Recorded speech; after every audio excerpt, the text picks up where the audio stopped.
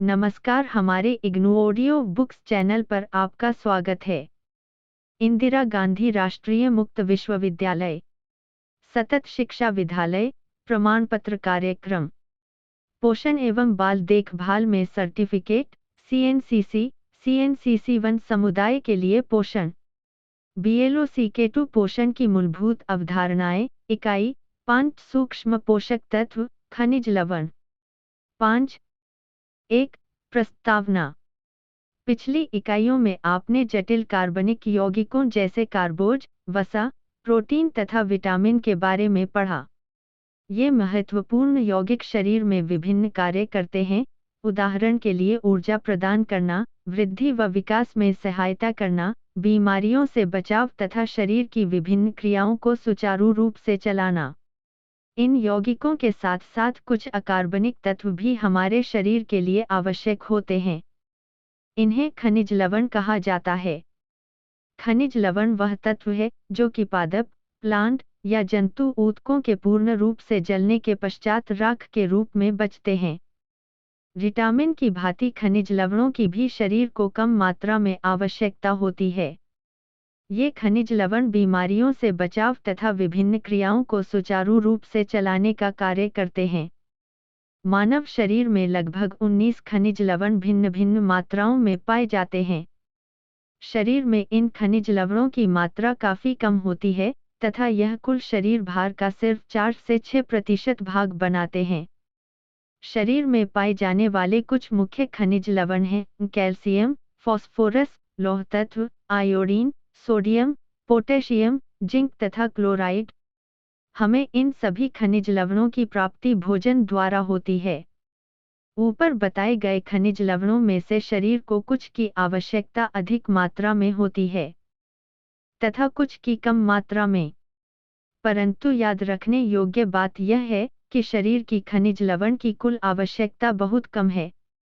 आइए अब हम शरीर के लिए आवश्यक कुछ खनिज लवण, उनके कार्य, खाद्य स्रोत तथा शरीर में उनके अयोग के बारे में अध्ययन करें।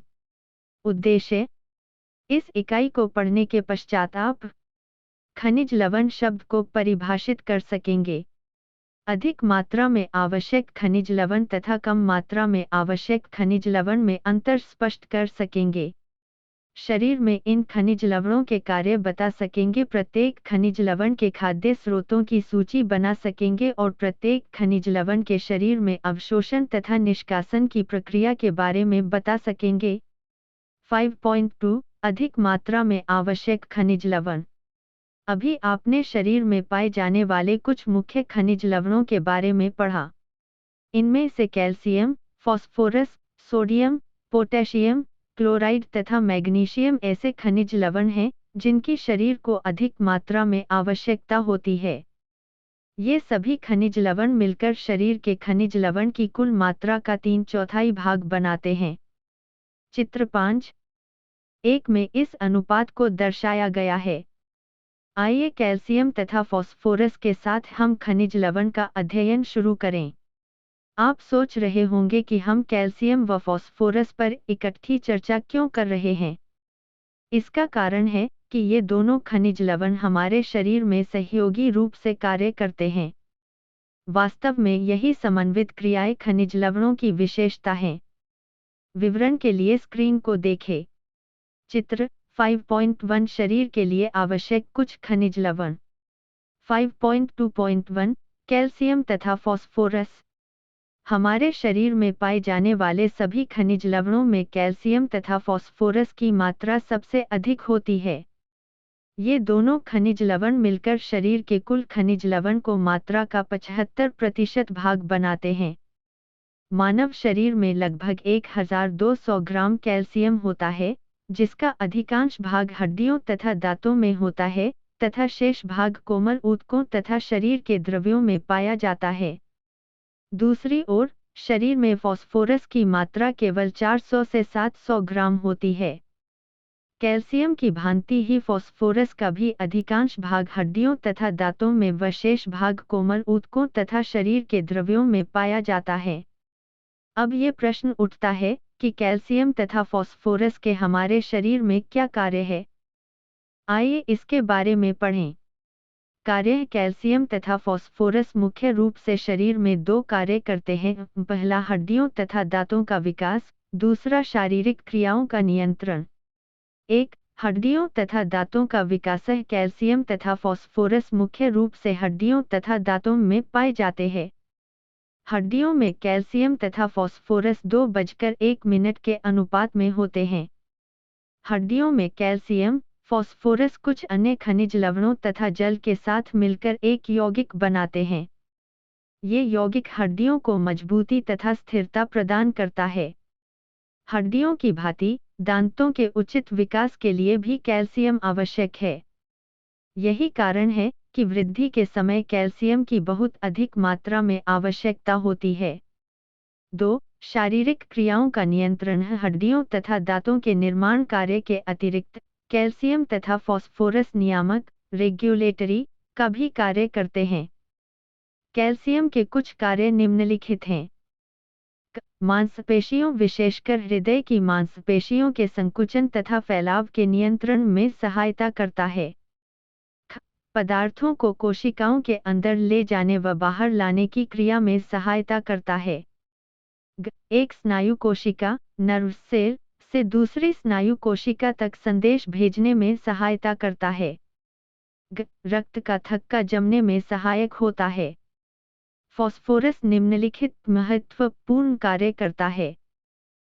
यह उस पदार्थ के निर्माण में सहायता करता है जो कि शरीर में वसा के संवहन के लिए आवश्यक है।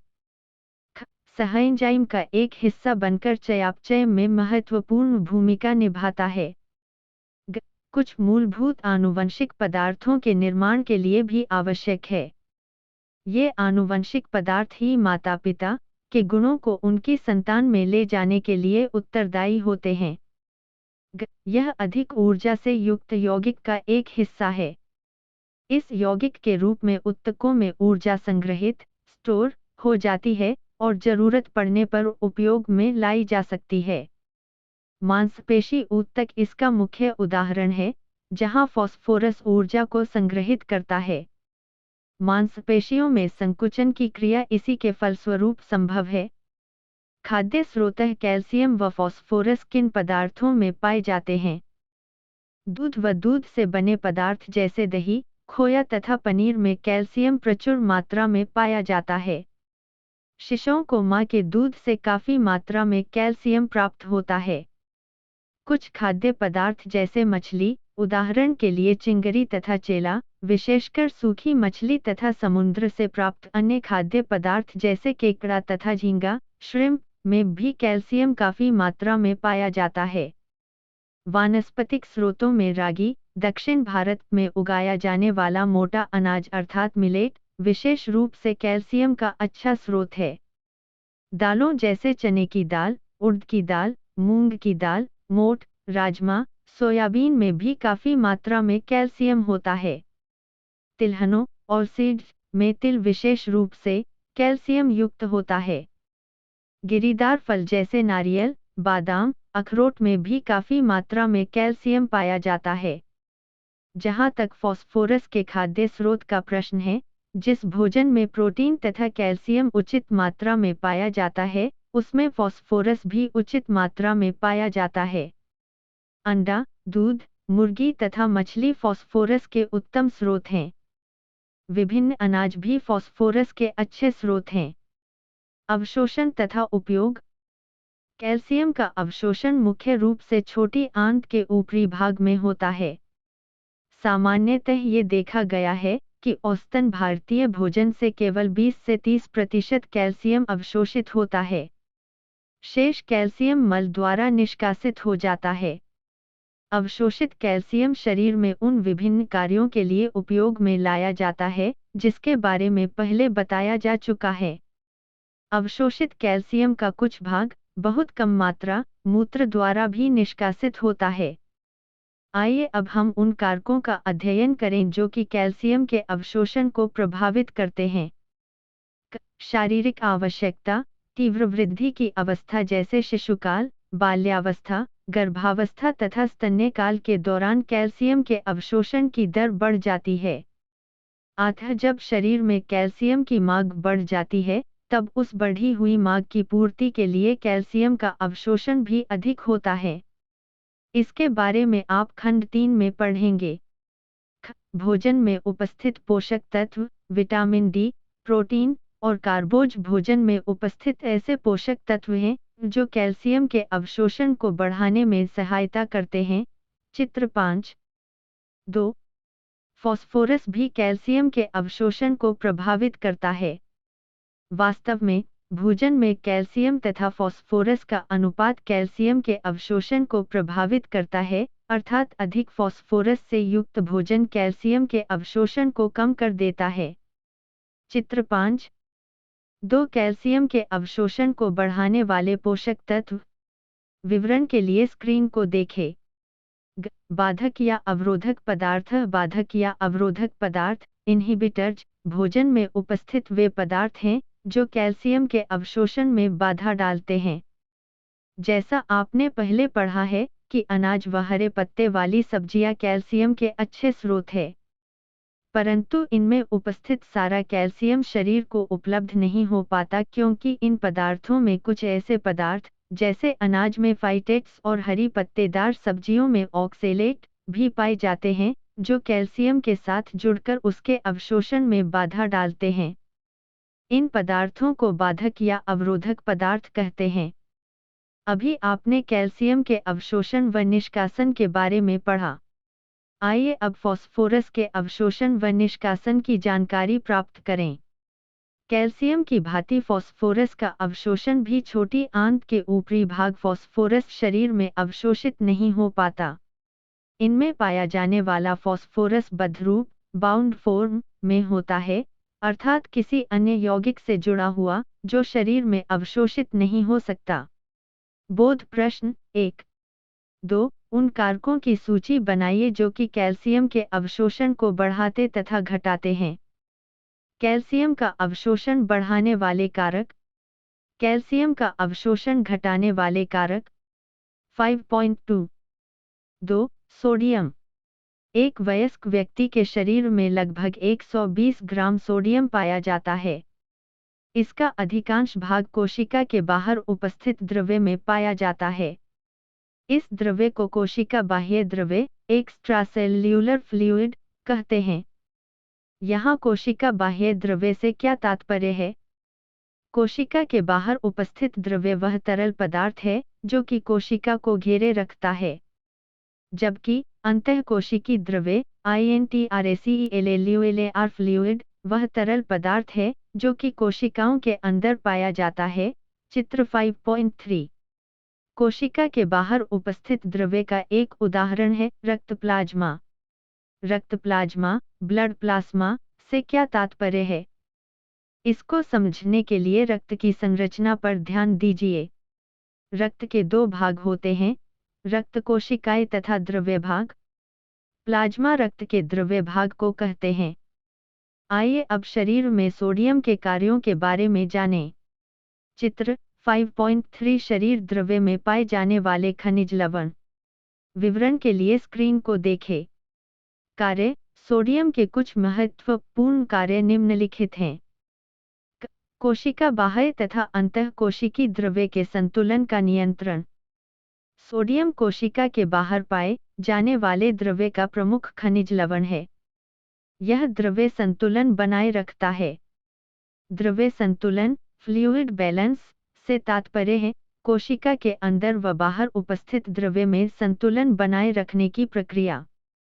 सोडियम एक अन्य खनिज लवण पोटेशियम के साथ मिलकर इस संतुलन को बनाए रखता है।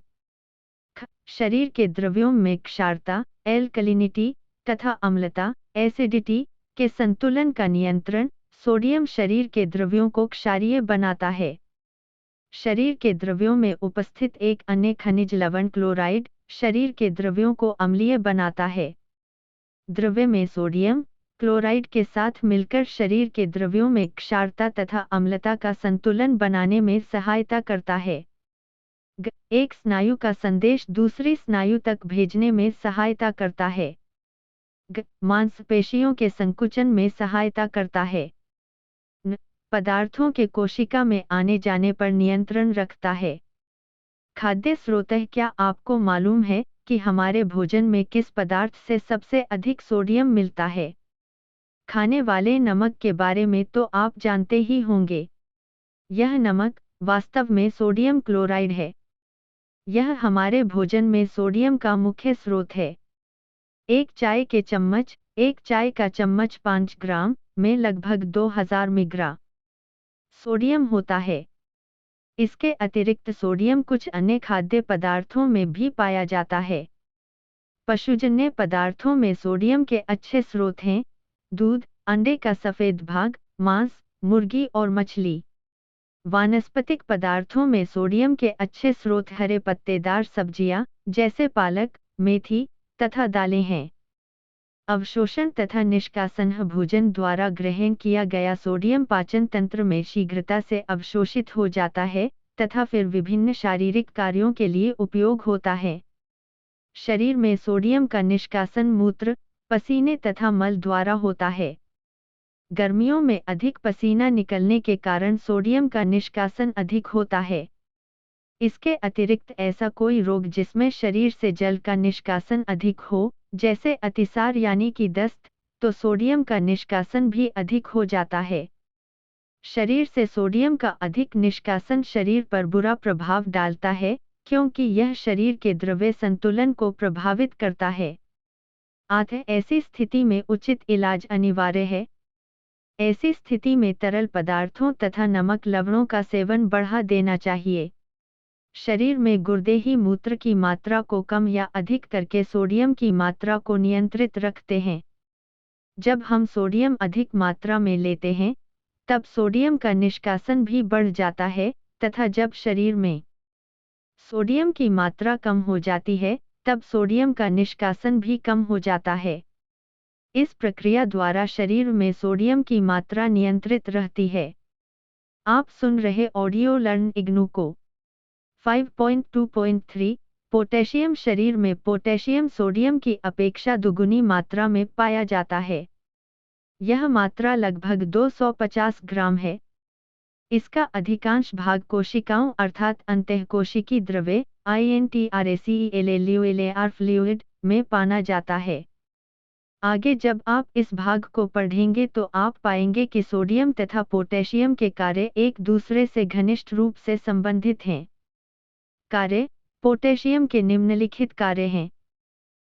कोशिका बाह्य तथा अंतःकोशिकी द्रव्य के संतुलन का नियंत्रण। पोटेशियम सोडियम के साथ मिलकर कोशिका बाह्य द्रव्य तथा अंतःकोशिकी द्रव्य में संतुलन बनाए रखने में मदद करता है।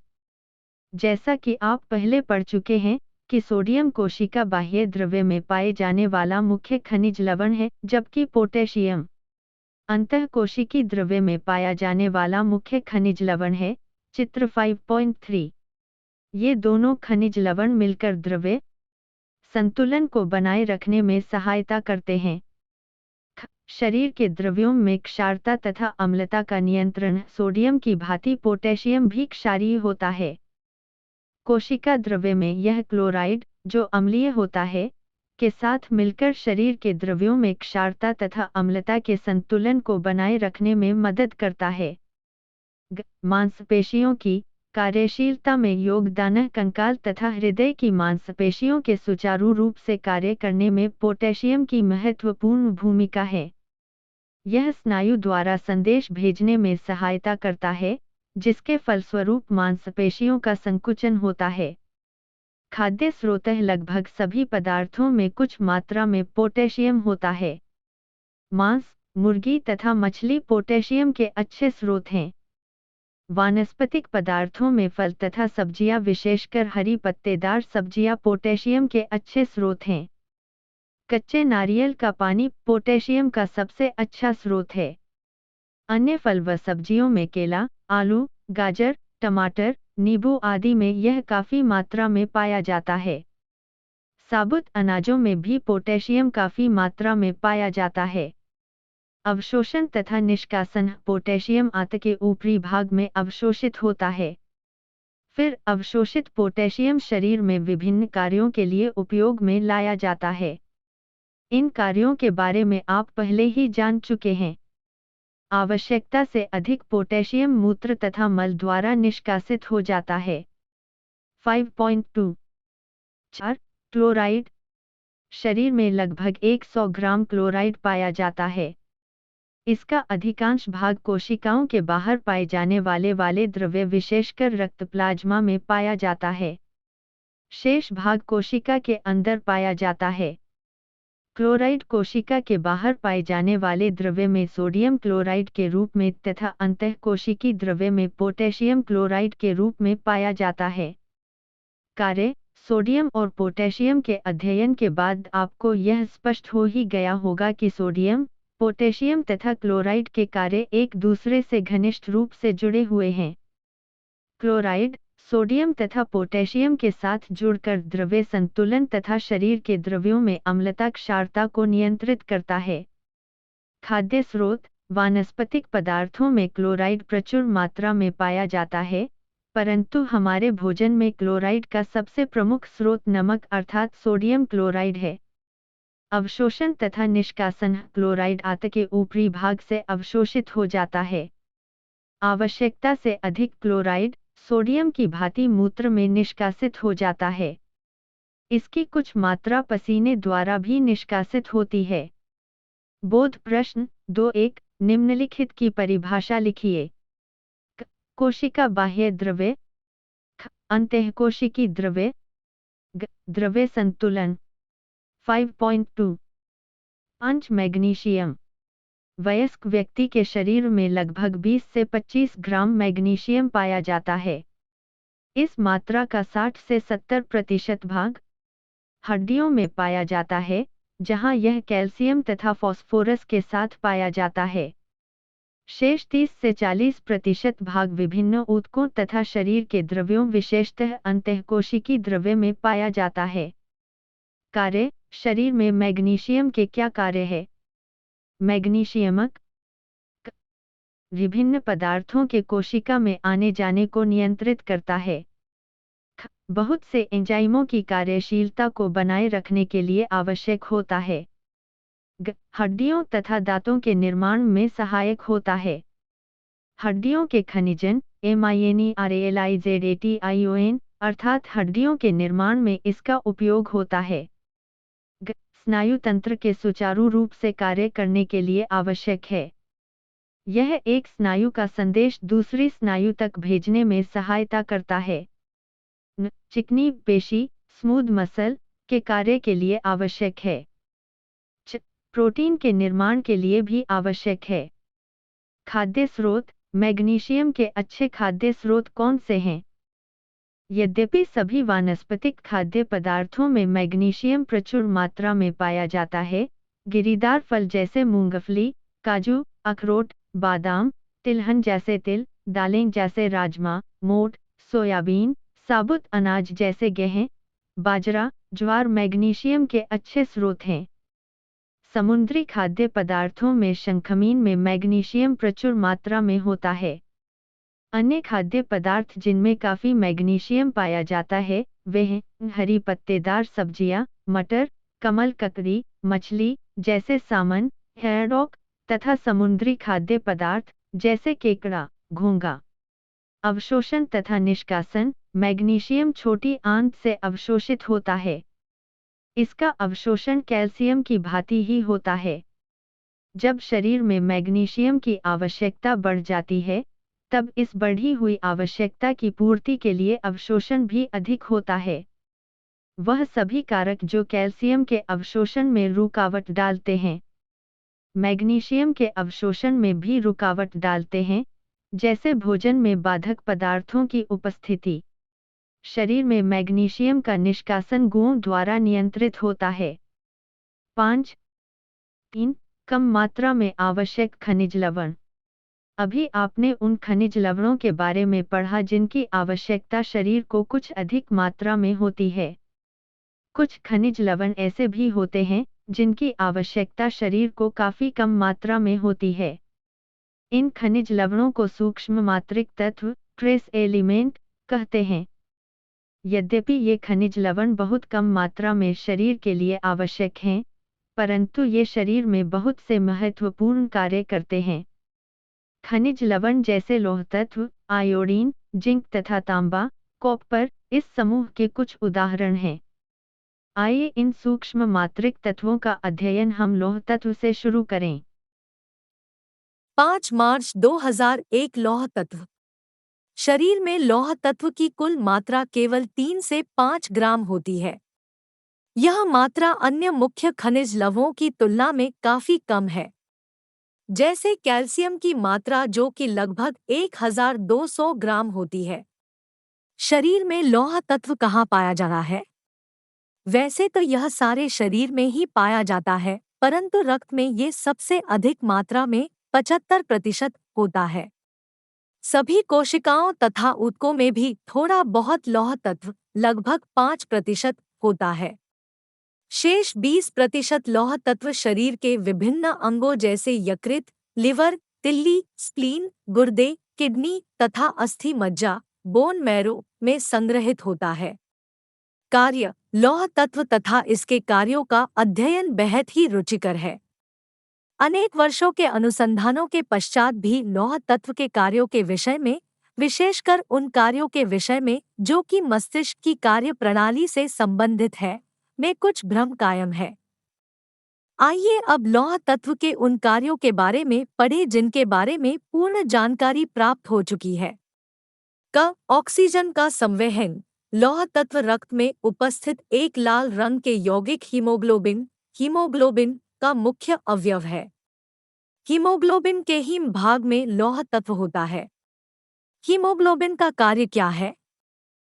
हीमोग्लोबिन ऑक्सीजन को शरीर के विभिन्न भागों में ले जाने के लिए अति आवश्यक है। यह ऑक्सीजन को फेफड़ों से कोशिकाओं ऊतकों तक ले जाता है तथा फिर कार्बन डाइऑक्साइड, जो कि एक व्यर्थ पदार्थ, को ऊतकों से फेफड़ों तक ले जाने में मदद करता है। चित्र 5.4। फेफड़ों द्वारा यह कार्बन डाइऑक्साइड फिर बाहर निकाल दिया जाता है। वास्तव में कार्बन डाइऑक्साइड सभी कोशिकाओं में चयापचय के फलस्वरूप बनने वाला व्यर्थ पदार्थ है तथा इसको शरीर से बाहर निकालना आवश्यक है। चित्र 5.4 हीमोग्लोबिन ऑक्सीजन व कार्बन डाइऑक्साइड के संवाहक के रूप में। विवरण के लिए स्क्रीन को देखें। मांसपेशियों के संकुचन के लिए ऑक्सीजन प्रदान करना। मांसपेशियों में लौह तत्व मायोग्लोबिन के रूप में पाया जाता है। मायोग्लोबिन में ऑक्सीजन को इकट्ठा करने की क्षमता होती है। इस ऑक्सीजन का उपयोग मांसपेशियों के संकुचन तथा उनकी अन्य आवश्यकताओं की पूर्ति के लिए होता है। कोशिकाओं में ऑक्सीकरण ऑक्सीडेशन को बढ़ाना। लौह तत्व ऑक्सीजन के वाहन में सहायता कर कोशिका के अंदर काबोज, वसा तथा प्रोटीन के पूर्ण ऑक्सीकरण में सहायता करता है। इसके फलस्वरूप इन पदार्थों से ऊर्जा प्राप्त होती है। अब तो आप ऑक्सीजन के वाहन और ऊर्जा को निर्मुक्त करने में लौह तत्व की भूमिका से परिचित हो गए होंगे। आपको ये तो मालूम है कि हमारे प्रतिदिन के सभी कार्यों के लिए ऊर्जा की आवश्यकता होती है। यदि ऊर्जा का उत्पादन न हो तो हम शारीरिक कार्य नहीं कर सकते हैं। यही कारण है किसी कार्य को के लिए लौह तत्व बहुत ही महत्वपूर्ण है। कुछ बौद्धिक कार्यों जैसे तात्कालिक स्मृति, इमीडिएट मेमोरी, सीखने की क्षमता, ध्यान केंद्रित रखने की क्षमता आदि में लौह तत्व महत्वपूर्ण भूमिका निभाता है। लौह तत्व उन कुछ एंजाइमों तथा पदार्थों का महत्वपूर्ण अवयव है जो चयापचय में सहायता करते हैं। लौह तत्व के कुछ सुरक्षात्मक कार्य भी हैं। विटामिन ए की भांति लौह तत्व भी संक्रमण से बचने में हमारी मदद करता है। खाद्य स्रोत। लौह तत्व के अच्छे खाद्य स्रोत कौन से हैं? कलेजी, लिवर लौह तत्व का बहुत ही अच्छा स्रोत है। अन्य अंगों के मांस जैसे गुर्दे, तिल्ली, स्प्लीन में भी काफी मात्रा में लौह तत्व पाया जाता है। वानस्पतिक खाद्य पदार्थों में हरी पत्तेदार सब्जियों जैसे चौलाई के पत्ते, सरसों का साग, अरबी के पत्ते, पुदीने के पत्ते, अनाज जैसे गेहूं का आटा, चिवड़ा, बाजरा, रागी, ज्वार तथा दालें, विशेषतः साबुत दालें, लौह तत्व के अच्छे स्रोत हैं। सोयाबीन में भी अच्छी मात्रा में लौह तत्व पाया जाता है। गुड़ एक अन्य खाद्य पदार्थ है जिसमें लौह तत्व काफी मात्रा में पाया जाता है। अभी आपने उन खाद्य पदार्थों के बारे में पढ़ा जिनमें लौह तत्व पाया जाता है। आश्चर्यजनक बात यह है कि हमारे भोजन में इतने लौह तत्व युक्त खाद्य पदार्थों के होने पर भी हमारे शरीर को बहुत कम मात्रा में लौह तत्व मिल पाता है। ऐसा क्यों होता है? इसको समझने के लिए अगले भाग को ध्यान से पढ़िए।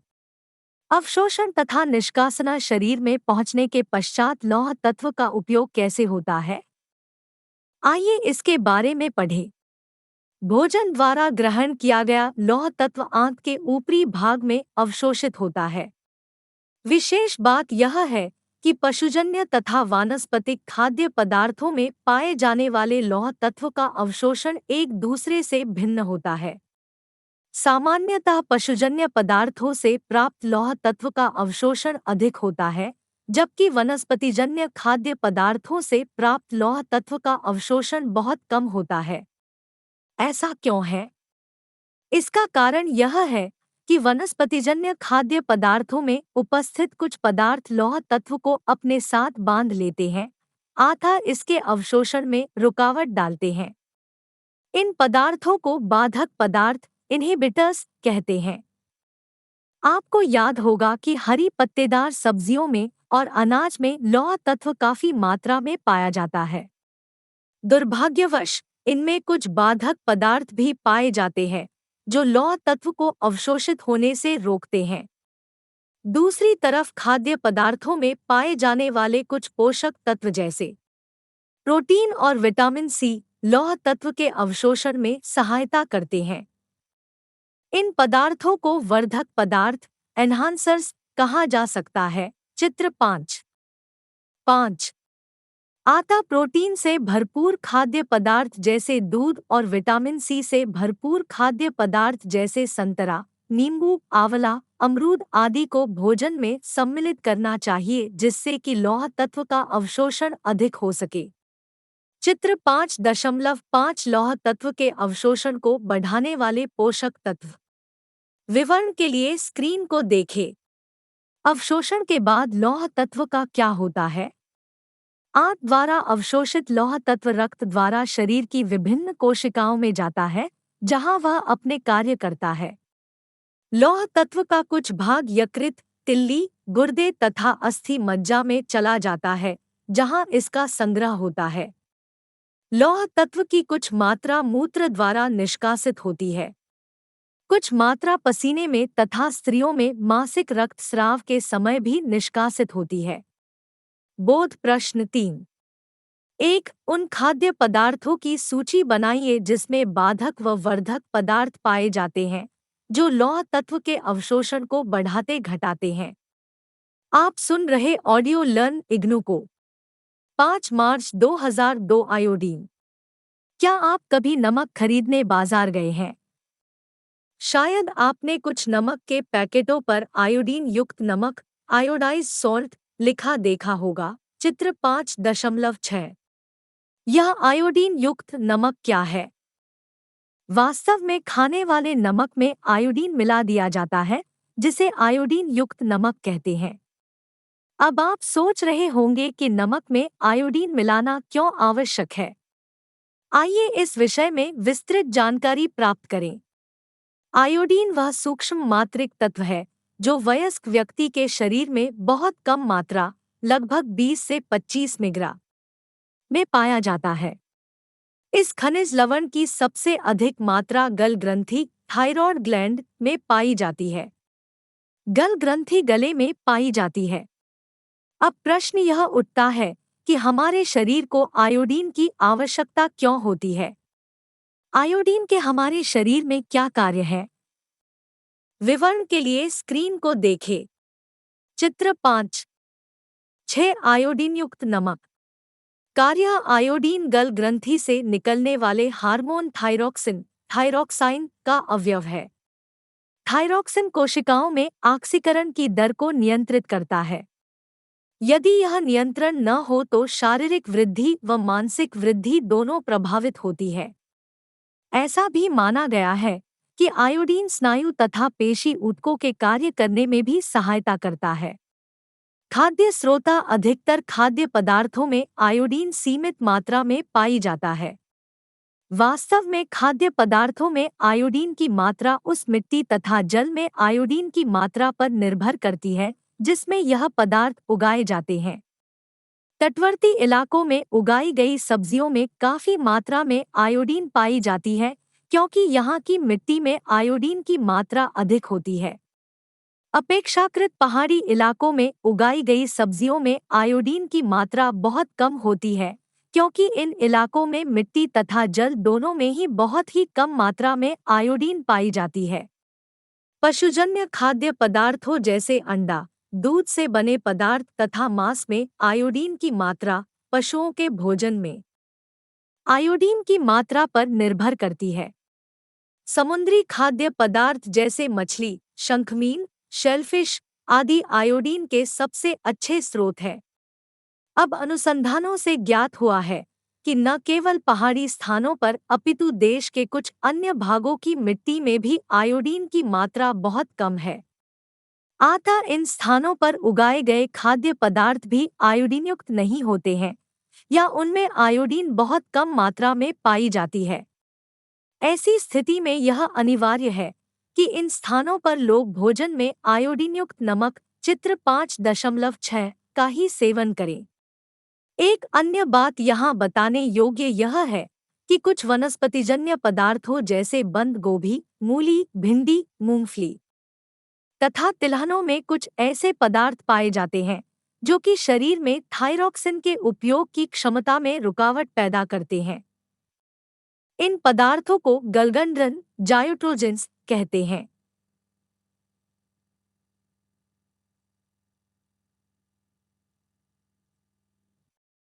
किंतु यह गलगंजन भोजन को पकाने से पूर्णतः नष्ट हो जाते हैं।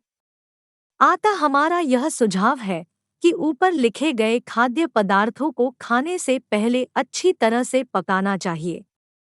अवशोषण तथा निष्कासना भोजन में उपस्थित आयोडीन का अवशोषण छोटी आंत में होता है। फिर आयोडीन रक्त में से थायराइड ग्रंथि द्वारा ग्रहण कर ली जाती है तथा शेष निष्कासित कर दी जाती है। बोध प्रश्न 4.2 बताइए नीचे लिखे वाक्य सही है या गलत। गलत वाक्यों को सही करके लिखिए। क वानस्पतिक खाद्य पदार्थ लौह तत्व के अवशोषण को बढ़ाते हैं। सही गलत। ख भोजन में आयोडीन की मात्रा मिट्टी जल में आयोडीन की मात्रा पर निर्भर करती है। सही गलत। ग लौह तत्व हमारे काम करने की क्षमता पर प्रभाव डालता है। सही गलत। घ रक्त में आयोडीन की सांद्रता सबसे अधिक होती है। सही गलत। न लौह तत्व हड्डियों में संग्रहित होता है। सही गलत। च थायरॉक्सिन ऑक्सीजन को कोशिकाओं तक ले जाता है। सही गलत। छ विटामिन सी लौह तत्व के अवशोषण में सहायता करता है। सही गलत। ज भोजन में उपस्थित लौह तत्व तथा आयोडीन का अधिकांश भाग आंत में अवशोषित कर लिया जाता है, केवल थोड़ा सा भाग निष्कासित होता है। सही गलत। 5 मार्च 2003 अन्य खनिज लवण जिंक और तांबा हमारे शरीर में पाए जाने वाले कुछ अन्य सूक्ष्म मात्रिक तत्व हैं। यद्यपि इसमें खनिज लवण बहुत ही कम मात्रा में पाए जाते हैं, परंतु ये हमारे शरीर में बहुत से आवश्यक कार्य करते हैं। जिंक वृद्धि के लिए आवश्यक है और लौह तत्व की भांति इसके सुरक्षात्मक कार्य भी है। तांबा हीमोग्लोबिन के निर्माण में सहायता करता है तथा यह कुछ एंजाइमों का महत्वपूर्ण अवयव भी है। प्रकृति में जिंक तथा तांबा प्रचुर मात्रा में पाए जाते हैं। सामान्यतः हमारे भोजन में इनकी कमी नहीं पाई जाती। 5.4 सारांश। इस इकाई में आपने अकार्बनिक पदार्थों, जिन्हें खनिज लवण कहा जाता है, के बारे में पढ़ा। ये खनिज लवण प्रकृति में प्रचुर मात्रा में मिलते हैं।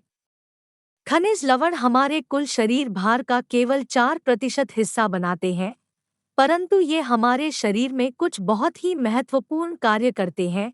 चित्र 5-7 ये बीमारियों से रक्षा तथा चयापचय की क्रियाओं के नियंत्रण में सहायता करते हैं। कुछ खनिज लवण जैसे कैल्शियम व फास्फोरस शरीर निर्माण में भी सहायक होते हैं।